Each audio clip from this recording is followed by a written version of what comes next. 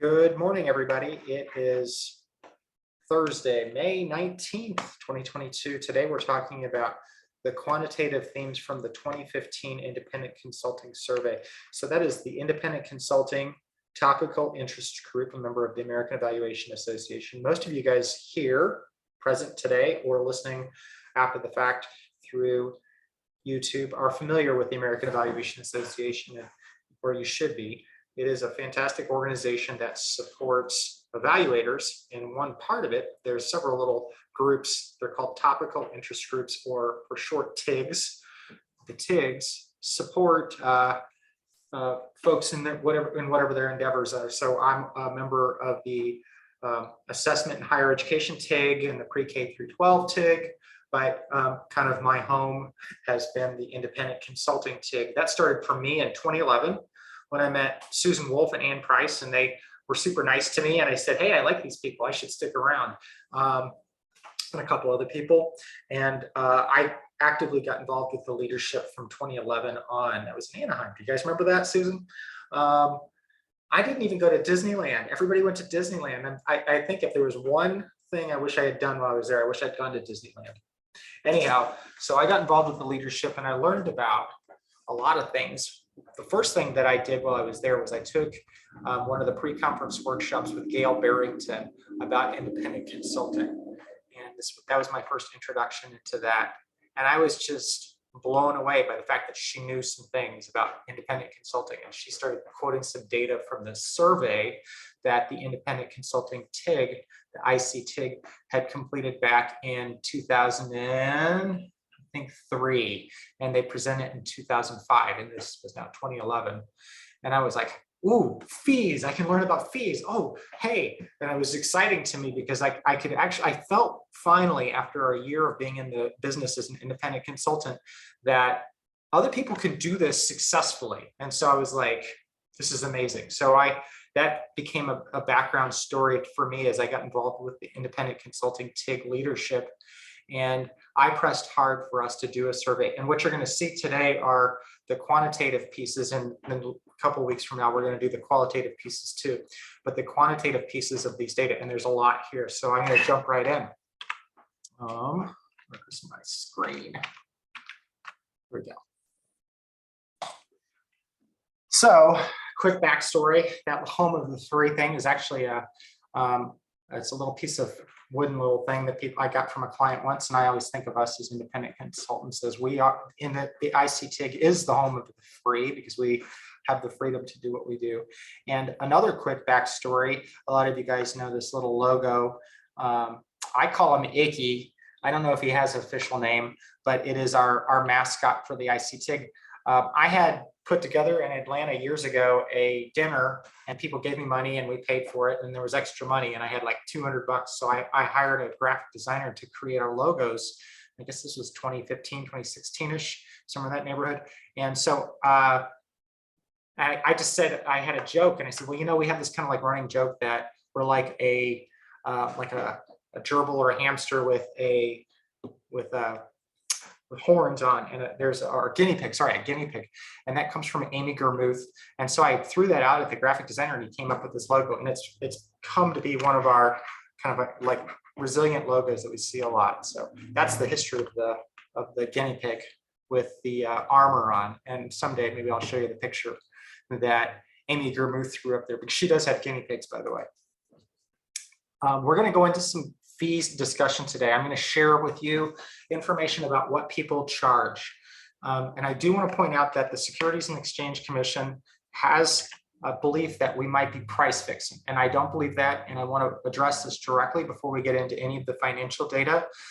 You're going to hear things about how people have set fees and what their fees are in different areas. In no way should you take any of what I have to say today as, hey, this is how I should set my fees, because Matt Feldman shared this, and this is what other people, how they're setting their fees.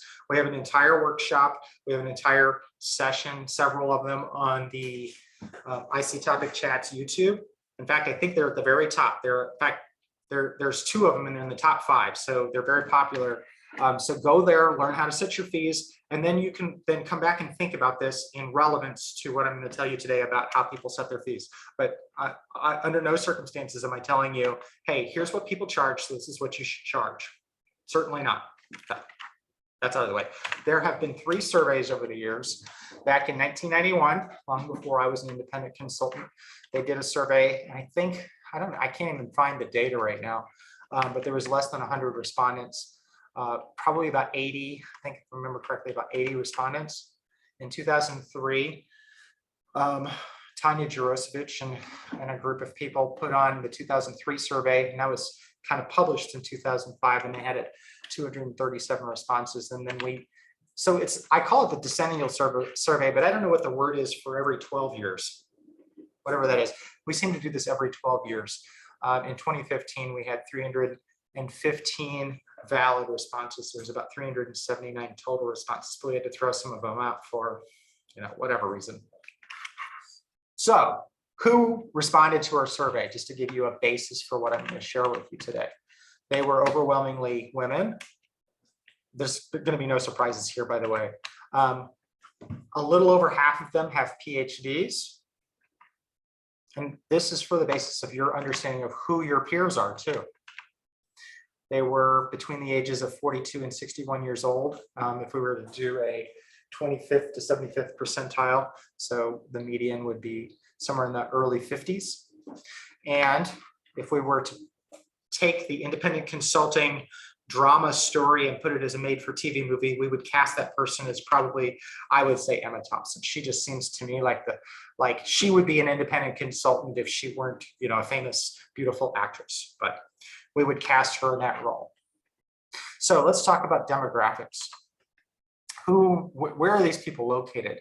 You can see it's pretty good representation across the country. From in Canada, we have folks from Northeast, Midwest, and South. About a third, 30% were from the South. But you can see we did have representation in a lot of different areas, including the no response region. So we don't know where these people are. They just decided not to answer that question, and that's okay. And you can see the number of people in their years of experience and their years in their practice. And we'll say there's 315 here. These are people who are either full-time or part-time. And we started cutting down the data to kind of get at some questions and later. So you won't always see 315 as an N, the big N, the number of people who completed it. So when we get down and we start cutting things out, if we want to look at people who are full-time in their practice without any employees, the number becomes much smaller. And we do that with a lot of things coming up. How many people work solo as a solopreneur or without a team? So about 89%, about 90% of our people are one person operations, and about 11% have a team. And we don't define that very well. There's a lot that you do these surveys and you go, I wish I'd defined that a little bit better. So we don't know if that means they have an administrative support or they have multiple consultants. And to break that down by the number of years in experience, you see that for the most part, the number of people who have more than one employee, meaning themselves and somebody else, usually is, only when people start out, only 5%, 95% are one-person operations. It peaks in that 15 to 19 years. And who uses contractors? Probably no big surprise here. Over half of us do. No contractors is the burgundy on the left. Okay, here's the fun stuff. Now that you're going to have a basis for who we're working with, hypothetically at this point, you're looking at this going, yeah, I get it. These are the people that I work with. These are the people on this call today. So when we look at revenue in the first 4 years, and I use this with the intro to consulting a lot, I use this slide. For people who, and this is important, you understand, this isn't people who are doing this on the side. This is not people who have employees. It's people who are full-time dedicated to a consulting practice without any employees. and they're not also a faculty member somewhere and doing all these other things, a lot of side hustles. They are 100% focused on their consulting practice. Their median revenue, if you're just focused on it for the first 4 years, on not average, but on median, is $75,000. So that, to me, is that number saying, I can live off $75,000. Now, of course, we're starting to talk money, and we're starting to talk about 7 years ago, and a lot's happened with inflation in the last, well, year, maybe even last 3 months. So you have to kind of take some of this with the idea that, hey, I need to adjust for inflation. That being said, I remember looking at this and thinking, I can live off $75,000. Is it going to get better? That's the big question. And I think you're going to like the answer. The answer is yes, it gets better. People who kind of manage to get beyond the first 4 years effectively figure out what they're doing with both their evaluation and the way that they serve their clients and also their operations. The revenue gets better. Now, again, this is revenue. This isn't profit. And we tried to get at that, and you're going to see some of that in a little bit. I don't like those numbers because I think there was confusion around that question. This is the best we can get at. So this is counting for your salary. This is counting for your expenses of traveling places. This is just revenue, gross revenue. But the numbers do get higher. And again, this excludes people who have employees. It's just people without employees. Now, let's talk gender. Everybody thinks, do guys have it better? Do girls have it better? I think the answer is generally, it doesn't matter. You'll see in the 5 to 9 years, this includes part-time independent consultants. Men are paid better at the 5 to 9 years, but then it goes quickly away. And I think I'm going to consider that a data blip.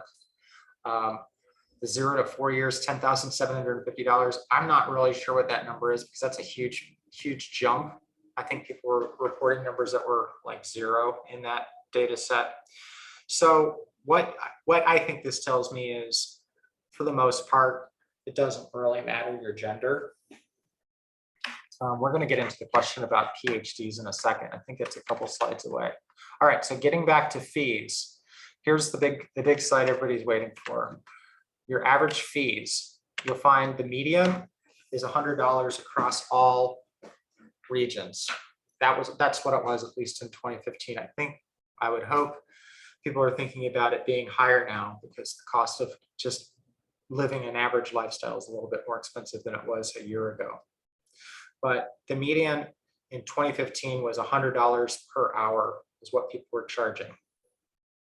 You can see it's a little bit different when you look in the 25th and the 75th percentiles. If we look at this based upon years of experience, we see the highlighted parts are where we are. So in 0 to 4 years, you can see that average, again, it's an average, so the numbers are going to be off, is $50 to $74 per hour for people in their first 5 years of experience. Then it jumps up to $100 to $124, but you're still seeing it kind of dance around that $100 mark. Just for perspective. I guess the point here is after 5 years, people's rates generally go up. And frankly, I think most people should have started at that rate to begin with. And this is part of our discussion that we'll get into it in a little bit. All right, are you guys hanging on with me? I'm sorry for all this just pounding you over the head with all these data. We got some more slides to go, and I'll provide for a good conversation. When we look at regions, what kind of income are people gaining? Now, I don't like these income data, so I'm just going to start by saying that I struggled with this because I don't know how people calculated their income. I think some people counted that as their revenue. I think some people said, well, this is what I make, like I pay myself. And I think some people say, here's how much my expenses were, my revenue minus my expenses, and that's my income, which should be hypothetically profit. So I throw this out at you just because we asked the question, you should know. We didn't have very many responses in the Pacific Islanders or with Puerto Rico, so I didn't share those data so we protect our anonymity, that's the word. But you can see the median firm income is between 60,000 in the West and about 120,000 in Canada. I just created this slide last night. The question was, and we've never shared this because I don't know, I think we got disinterested in the question after we asked it. The question was, what's the smallest project you'll take? And I threw out all the people that said 0 because I'm like, come on, there's a pro bono, and so I think that clarification questions is a problem there. But throwing out the people who said 0 or $100, the median goes up as people have experience with their practices. The median for people in their first 5 years is about a $3,000 project. And then the largest, when you're in your 20 plus years, people are more or less saying, I'm not going to waste my time with those little bitty things. And they're up at 6,500. So it doubles by the time you've been doing this for a hot second. But on average, people wouldn't take a project less than 5,000. That's your median. All right, here's a data point that is reflective of some Likert scale things. So when we ask people about how you market, what are the best ways to market? And the question was, look at these ways that you can market towards people. Is this a good way to do it or not? And if they were on the high end, if this was one of the best ways to do it, we would include them with these. So the best marketing approaches is actively soliciting work from new clients, from new work from past clients, or asking for referrals. Responding to RFPs, which is an interesting conversation because that was a question that we found out was not very well clarified. I, as a practice, respond to a lot of RFPs with clients that I know who are writing a proposal to a large government agency. And that's part of my business model. I do not respond to RFPs to do the primary work. I'm not the primary contractor. I'm usually the subcontractor. So I think that's a wonderful way as a marketing approach. You'll find that a lot of people also wrote, it's a terrible approach. But that's because they're responding to RFPs blindly to a client, a potential client that they may not know, and really are kind of stabbing in the dark. Other good marketing approaches: presenting and training, and doing pro bono or volunteer work. And on the flip side of best, we have least successful marketing approaches. The number one terrible way to market, according to our colleagues, is direct mail. And I did this for fun because I knew this and I knew this data. So I did this a handful of years ago where I sent a letter to all of my potential clients in the Missouri and Illinois region where I'm located. I'm located near the border of Missouri and I'm in Illinois. And I got like no responses. So it was a good experience to try it out. I figure I'm putting good out into the world. Anybody who knows me and has been around long enough knows that I like to talk about networking karma, and I figure I'm putting nice things out there. So I gave them a nice little bookmark. And I did get one response, and it was just, hey, do you know so-and-so? And they weren't interested in talking to me. Other ways that people should not, according to our colleagues, think are trying to market and develop business through social networking, perhaps vendor booths, email marketing, or getting referrals from a website or a blog. So I will say, for every one of these people that says this is not a good approach, so the 60%, there's a 40% that may say it's not so bad, but 60% said it was a terrible way. So, all right, getting back into revenue. We haven't looked at revenue by region. So if we look at revenue, again, gross revenue, this has to cover for all your expenses. Here's a big series of data. I guess the point is we should probably all move to Canada, because in Canada, the median revenue is about $120,000 a year. Maybe, I don't know how that translates to where I am. If we look at the revenue by region, and we're only looking at full-time, that's all respondents, by the way, so that's counting people with firms and things like that. But if we move to the same question, and we just look at those full-time people without any employees, the numbers are similar, except the people who live in no state response are doing fantastic. I want to be in their 75th percentile.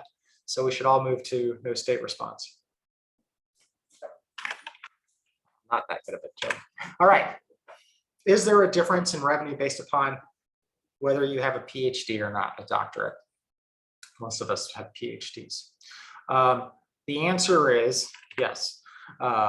Forgetting the professional middle piece, which that wasn't a big lot of respondents there. Overwhelmingly, people who have doctorates are generating more in revenue. Not sure why. I think it's because I think there's some sort of instant respect or something. So I readily talk about my privilege, right? As a man, as a white man, but we often have doctorate privilege too. And I think this is one of those times where I like to say, it doesn't matter. It does matter. And so I'm not suggesting people go get doctorates to make more money. I think it's a terrible idea. I think most of my colleagues here would agree with that. I will say, if you do have one, it does create some level of like instant understanding that you're a professional in this area. So that being said, I know a lot of doctorates I wouldn't trust with the data set. So, all right, moving on. Did full-time independent consultants have higher fees in 2015 than in 2003? So if we look at their average fees, the answer is no. It's actually the same. And technically, no in a bad way, because we didn't account for inflation here. So by my calculations, $100 in 2003 would have been about $120 to $125 in 2015. So if we had just stayed steady, the average fees per hour should have been $120 or $125 in 2015. So we actually took a pay cut. All right.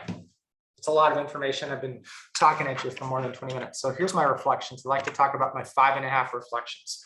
It's 5 reflections plus a bonus. A couple thoughts here.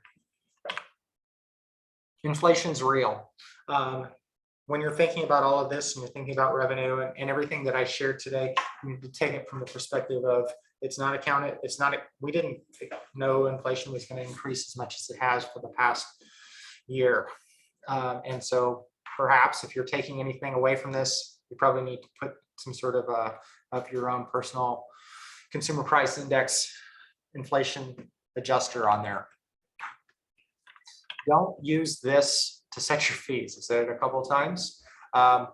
When we get a chance, when we get a break, I will find the link from the YouTube channel and I will share that back to you so you can see how to set your fees. So you want to go through the process of setting your fees by thinking about your expenses, thinking about the time that you can commit to your project, and doing a calculation that way. And that becomes the way that you identify what your cost should be per hour. At least it's a good indicator. Typically, you're going to find yourself between $80 and $200 an hour. Again, I'm not accounting for inflation. Though, if you're doing this full time, less than 80, you're probably not going to have enough to make all the payments you need to make for insurance. You're forgetting something. You could be easily over 200 depending on a lot of variables. Third, if we reflect on a lot of this, most of us didn't know what we were doing when we started, and we got better as we went on. And by the time we were in their 5 to 9 year period, we were kind of rolling. We understood what we were doing with revenue. And that's because a lot of times we've developed relationships with clients that are long-standing relationships that they're sustaining in the way that we know what they want, they know what they've got with us, but they also have figured out how to work with us to continue to develop their programs, and they're reliant on us. And so we found our groove.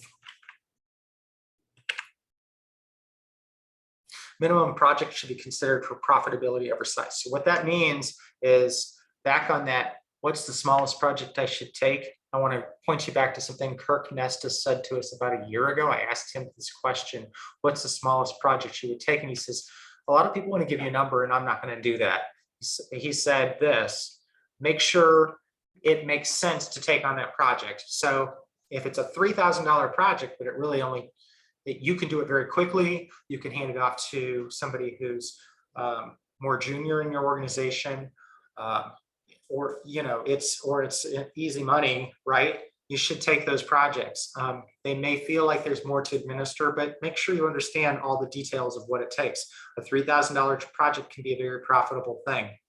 We in our practice have a lot of smaller projects, whereas people want to have these big projects, $50,000 to $100,000 projects. It sounds fantastic, except when you figure out that it really costs you a lot to take those on. If you can do $12,000 projects and you can do many of them, but you have a process for doing that, that might be a good approach. And that's what we do in our practice.